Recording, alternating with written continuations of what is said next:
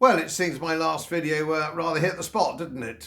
It seems that the Conservative Party and the Conservative Party press now have accepted that Boris is a sandwich short of a picnic, and he's got to go, and indeed he is going. Now, everybody is leaping about and wondering who's going to take his place and getting quite excited about that. Will it be good? Will it be bad? Will it be indifferent? But of course, it's not going to make any difference. It won't make any difference. All leaders and people of influence in the Western world now are agents of the World Economic Forum. I've made this point before, and it's not a conspiracy theory. Credit to the World Economic Forum, they're quite open. And the people who are its agents are quite open. They stand on a platform and are photographed with Klaus Schwab, with a big motifs of the WEF behind them. And they're all published on my website, so you can see exactly who they are. But, just taking it from the top, you know that the Prince of Wales, his son, the Duke of Cambridge, the Prime Minister at the moment, Boris Johnson, a great deal, numbers of his cabinet. The same with the opposition, the same with other countries in Europe. Mark Rutte, now these massive demonstrations against Mark Rutte, which are being put down by police brutality as usual, and armoured vehicles, none of which is getting on your TV, on the BBC or Sky, because they all piss in the same pot. They are all WEF, and that's how it's going to be. So you're not going to see any change. You're not going to see any change by seeing a new leader of the Conservative Party. It's going to make no difference at all.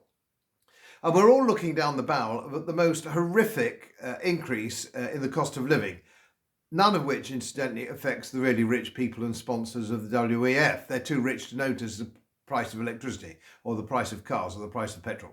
They don't live in our world at all. And I've said this before. But you look at the prices that are rising, they are politically inspired. Everything you see is politically inspired. Even from the early crushing of the advanced British nuclear age of nuclear energy in the late 1950s and 1960s was snuffed out by political lobbying, minority political lobbying in point of fact. And we don't now have that energy. Our energy policy has been based along the lines of renewables, which of course we know don't work. We know, sadly, that in the Iberian Peninsula and Germany, wind turbines have simply not worked, and they're now having to rush back to fossil-based fuels. We know now that the terror that they're trying to instill in us for climate emergency, which incidentally has been going on for 40 years, climate emergency. This climate emergency has been kicking around for 40 years. You can trace it right back for 40 years. And one wonders just when it's going to happen, this climate emergency. But it's there to terrify us, to try and keep us in line, to make us drive electric cars. It's trying to stop us travelling.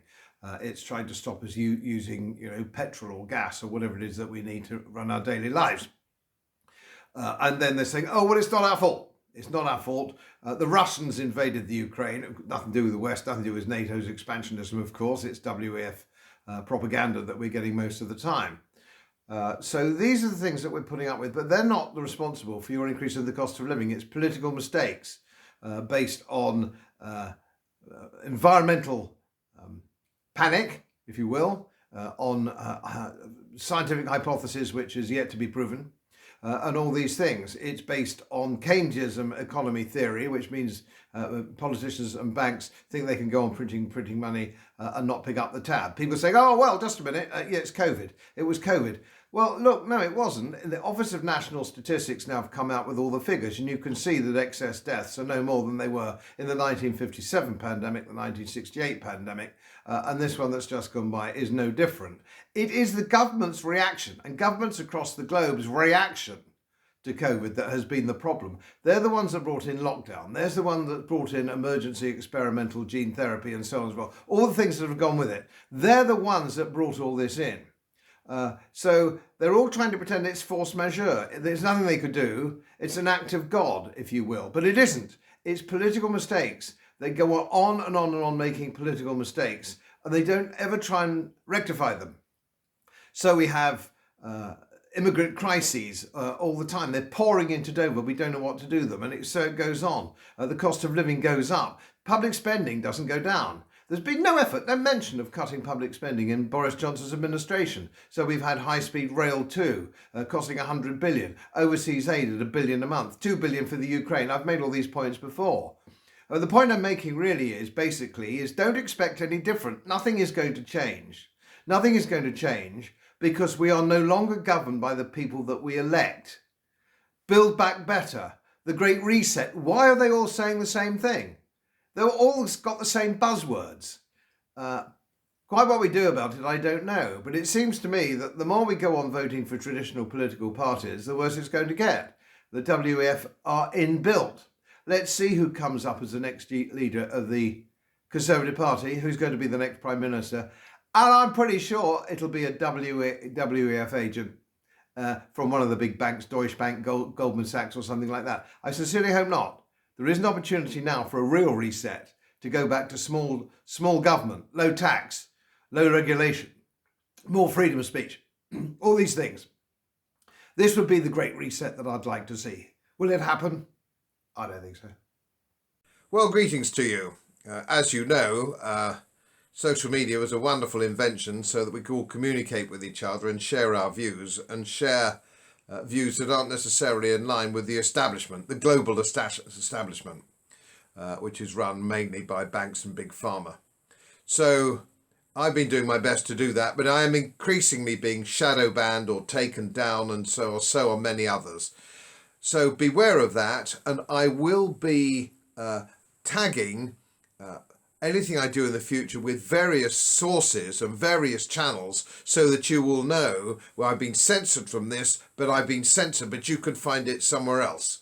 So the whole thing can continue. And I think some of these new channels, which aren't owned by the establishment or influenced by the establishment, banks and big pharma and all the rest, you'll be able to follow the facts. And that doesn't mean fact checkers, of course, which are owned by the establishment. So I just thought I'd give you the heads up on that. And thank you for your sponsorship and your support. I thank you for it. Without you and the information that sometimes you people send me, I couldn't continue. Thank you again.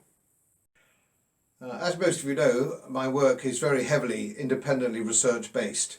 And I get my information from all over the world. It would help if you press the subscribe button and the little bell next to it, because the more subscribers I have, the more likely it is that international independent research institutes will share their material with me. It's most helpful, and then of course I automatically share it with you.